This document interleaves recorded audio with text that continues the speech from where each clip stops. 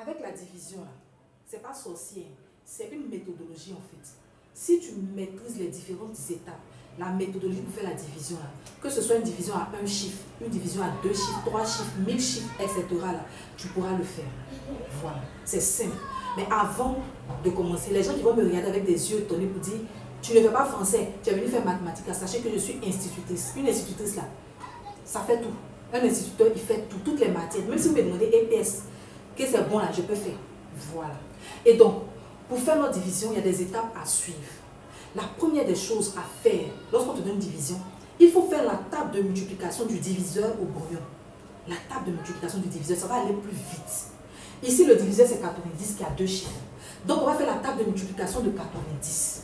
Ça va revenir à faire un peu la table de multiplication de 9 et puis on va ajouter les zéros. J'ai déjà fait une vidéo, j'ai une stratégie pour multiplier 9 sans effort. Donc, ce qu'on va faire, on va faire la table de multiplication de 9 et puis on va ajouter les zéros, c'est ce qui va faire 90. Donc, la table de multiplication de 9 sans réfléchir. Là. Voilà, tu comptes de 0 à 9, du haut vers le bas. 0, 1, 2, 3, 4, 5, 6, 7, 8 et 9. Tu as compté de 0 à 9, du haut vers le bas. Tu vas faire la même chose. Cette fois-ci, du bas vers le haut. Donc, ça va donner 0 ici. 1, 2, 3, 4, 5, 6, 7, 8 et 9. Ça, c'est la table de multiplication de 9. Maintenant, comme c'est 90, on va juste ajouter les zéros. On va juste ajouter les zéros pour donner la table de multiplication de 90. Voilà. Donc, on a multiplié 90 au brouillon. On va attaquer maintenant notre division. La division a 2 chiffres. Donc, tu vas commencer avec 2 chiffres. Tu vas commencer ta division avec 2 chiffres. Tu vas prendre 2 chiffres. Quand tu prends les 2 chiffres, ça fait 12.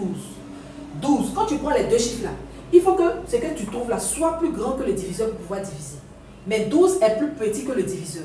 Ça veut dire qu'on ne peut pas diviser 12 par 90. Donc, on va prendre 3 chiffres. Ça fait 125. Maintenant, 125, on va regarder dans notre table de multiplication. Est-ce qu'il y a un résultat qui est 125? On regarde, non, il n'y en a pas. Mais on va prendre un résultat qui est proche de 125, mais qui est plus petit que 125. C'est ici 90. Donc, c'est 90 fois 1 qui a donné 90. Donc, on va écrire 1 ici. On écrit 1 ici et puis on écrit 90 là. On fait moins. On fait 125 moins 90. Donc, on va faire 5 moins 0. Il va rester 5. 12, parce qu'on ne peut pas faire 2 moins 9. Donc, ça va faire 12 moins 9. Il va rester 3. Et puis, on fait descendre le 1. Sous le 1 ici, ça fait 1 moins 1. Il reste 0. Donc, il nous reste 35 ici. Donc, il faut t'assurer aussi, quand tu as fait ta soustraction, là, ton résultat doit être plus petit que le diviseur. Si c'est égal ou même plus grand que le diviseur, c'est qu'il y a un problème. Donc, ton 5 est plus petit que le diviseur, c'est qu'il n'y a pas de problème. On continue. On va faire descendre le 9 qui est là. On fait descendre le 9. Ça fait 359. Même procédure. On regarde dans notre division. Est-ce qu'il y a 359 dans nos résultats ici? On regarde, non, il n'y a pas 359. Mais est-ce qu'il n'y a pas un nombre, un résultat qui est proche de 359 et qui est plus petit que 359?